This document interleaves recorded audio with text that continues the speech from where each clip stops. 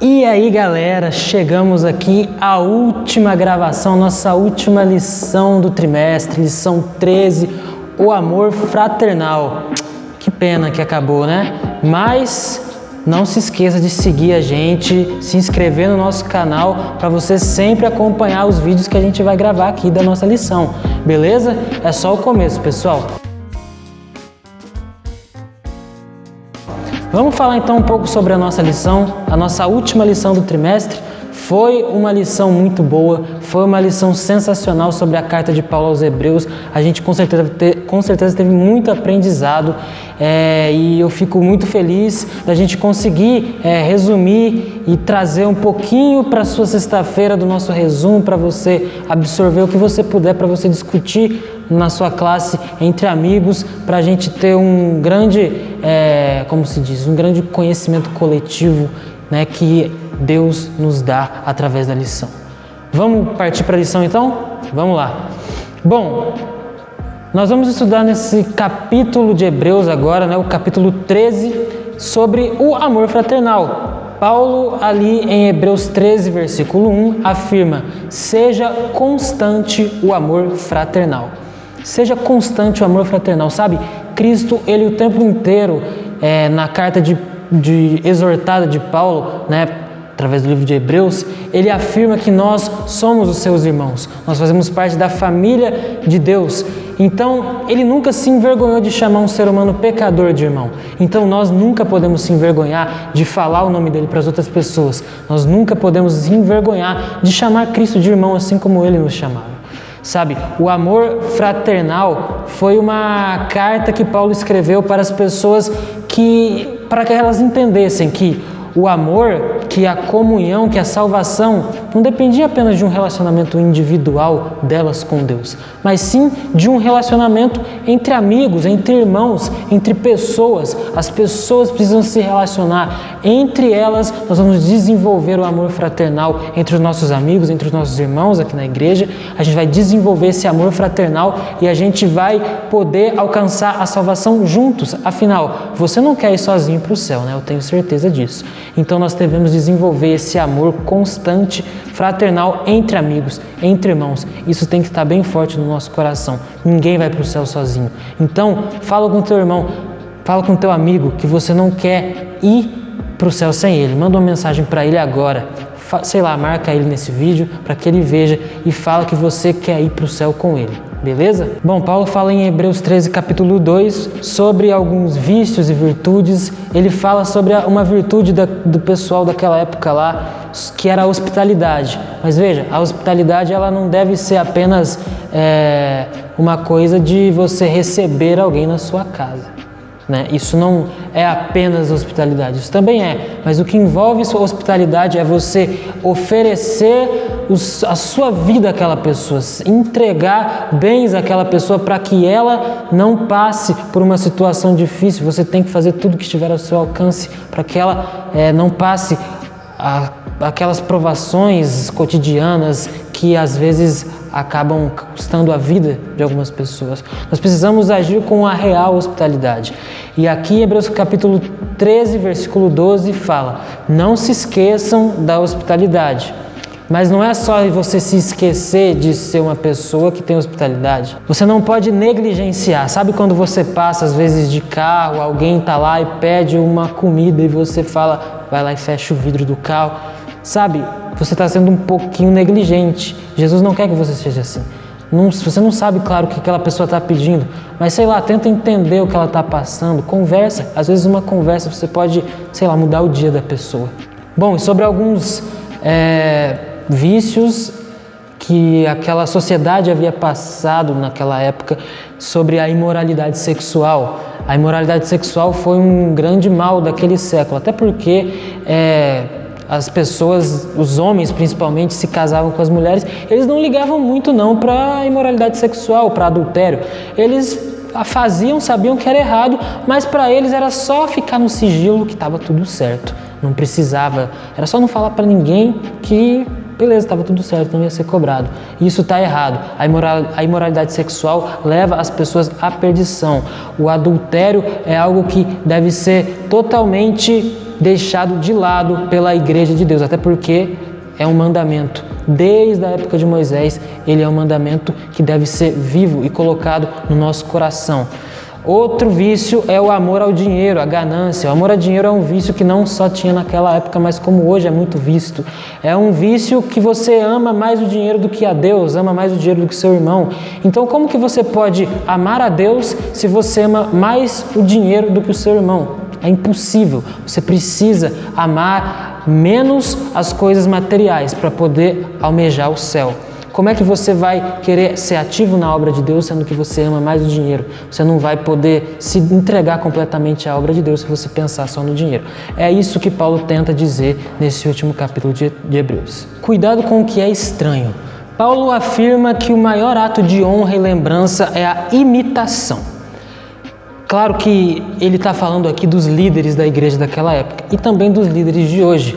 Um líder, ele deve ser exemplo, até porque ele é responsabilizado pelo estado espiritual do seu rebanho, ou seja, dos irmãos da igreja que aquele líder cuida.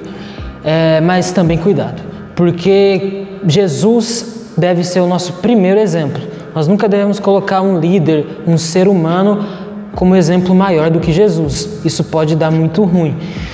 Jesus Cristo, ele é o mesmo de ontem, de hoje e de sempre. Ele nunca vai mudar. As pessoas mudam. As pessoas podem fazer coisas, talvez, que não agradem a Deus. Isso pode se tornar público. Bom, já aconteceram alguns casos assim. Então é importante que você não tenha nunca um ser humano como exemplo. O ser humano, ele pode ser exemplo nas coisas mais legalistas. Você pode ver como a pessoa se comporta lá na frente, como a pessoa talvez organiza, monta um planejamento, a gestão daquela pessoa, se for muito boa, deve sim ser olhada e absorvida como exemplo, mas não uma questão espiritual, entende? Uma questão espiritual vai muito além. Você sabe a sua condição espiritual com Deus, Deus sabe a sua condição espiritual. A outra pessoa, deixa que ela se resolve com Deus. Nunca devemos colocar uma pessoa, medir nossa espiritualidade com a de outra pessoa. Afinal, o ser humano é um pecador. E pecador não deve ser mantido como exemplo espiritual, sacou? Bom, nós temos que tomar cuidado, porque alguns líderes também tentam fazer algo para acrescentar, ajudar na obra de Deus, algo que acrescente ao sacrifício de Cristo e ao Evangelho, e às vezes acaba fazendo coisas que não tem nada a ver com Deus.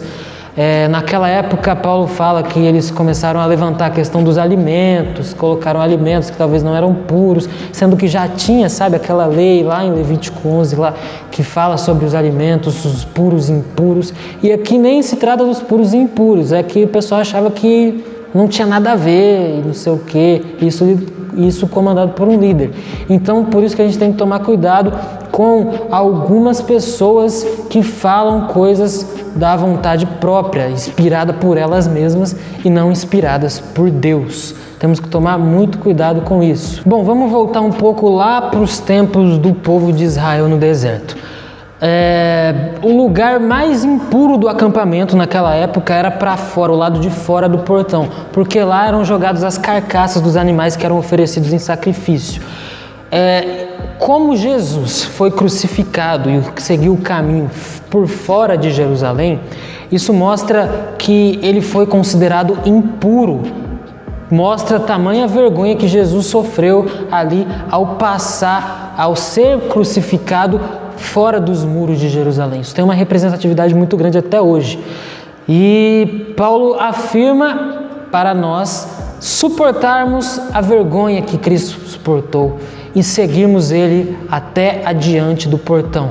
Saia da sua zona de conforto, não fique aí parado, vá com Jesus para fora dos portões. Eu sei que é difícil, eu sei que talvez às vezes pode faltar coragem, mas ore a Deus pedindo essa coragem. Você não pode ter vergonha de Jesus, você não pode ter vergonha de carregar essa bandeira do cristianismo na sua vida, beleza? Bom, para finalizar, houve uma parada muito chata que aconteceu naquela época, né? A igreja estava indo bem, prosperando, mas as pessoas começaram a olhar muito os defeitos umas das outras. E isso com certeza prejudicou no trabalho, na missão final, na verdadeira missão que tinha a Igreja de Cristo. As pessoas, na verdade, de tanto olhar os defeitos das outras, acabavam esquecendo que isso tirava elas cada vez mais de Jesus, as afastava cada vez mais de Jesus. Elas olhando os erros das outras pessoas, elas acabavam se esquecendo dos seus próprios erros. E isso não é uma virtude, isso não é o amor fraternal, isso não é o amor que Cristo pediu para que nós tivéssemos. Não é um amor de irmão, como a gente já falou inclusive aqui.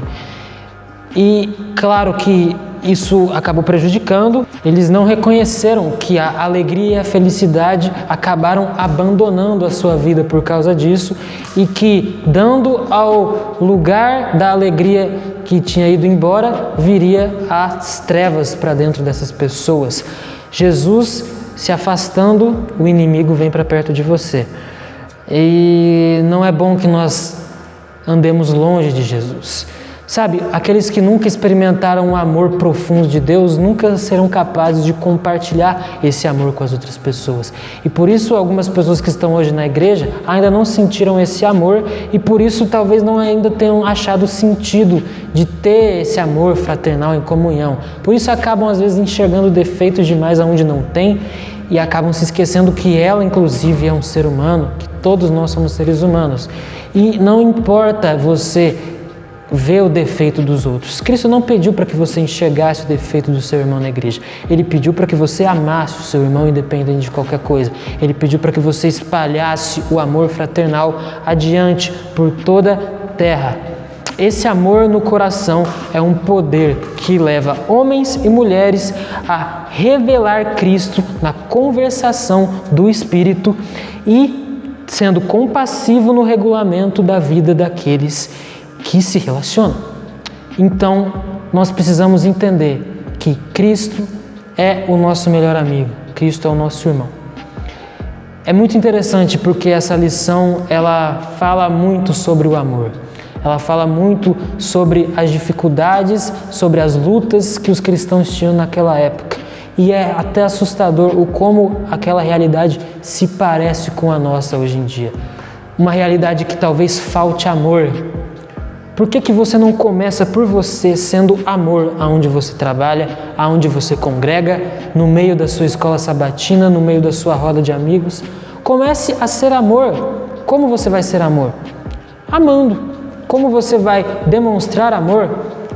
Tratando as outras pessoas com amor. Do mesmo jeito que você trata uma pessoa que você ama muito, sabe? Aquela pessoa mais próxima, ou sua esposa, sua namorada, sua família. Demonstre com um amigo seu. Isso vai fazer total diferença na vida dele. Deixe Cristo renovar o seu coração. Quando nós temos o coração renovado por Cristo, Ele modifica o nosso caráter, que pode tender muito para o lado errado. Mas Cristo pode modificar o seu caráter. Quando a gente entrega a nossa vida a Jesus e Ele coloca amor no nosso coração, isso controla os nossos impulsos humanos, os nossos desejos, as nossas paixões e enobrece as nossas afeições.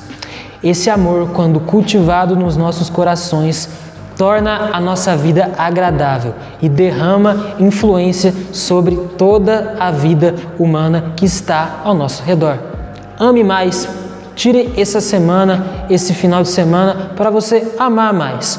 Olhe o seu lado meio explosivo e tente agir o contrário. Faça esse exercício na sua vida a partir de hoje. Busque a Deus a todos os momentos, você nunca está sozinho. Nunca se esqueça do amor fraternal.